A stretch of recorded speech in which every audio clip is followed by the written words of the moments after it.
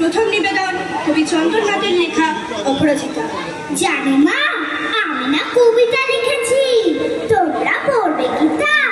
মার কাছে গিয়ে খাতা মেলে ধরে ছোট্ট অপরাজিতা রাগে চোখ মেলে মা তাকে বলে, মাথা কি খারাপ হলো? ছাই কাশাম না লিখে বরং অঙ্কের খাতা খোলো।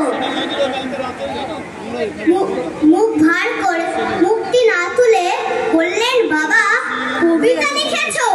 বেশ, পড়বো তো বটে, আগে খবরের কাগজটা পড়ি শেষ।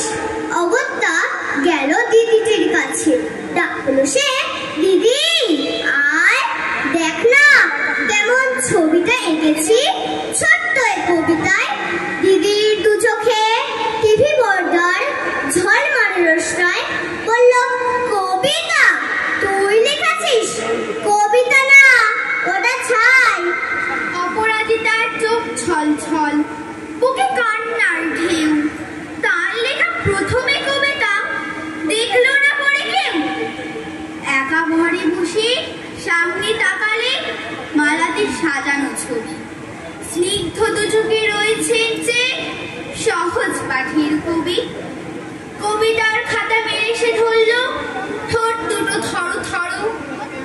বলল, ঠাকুর কেউ না পড়ুক, তুমি এ কবিতা পড়ো। কি জানি কি করে কি যে হয়ে গেল, এ কথার সাথে সাথে রবি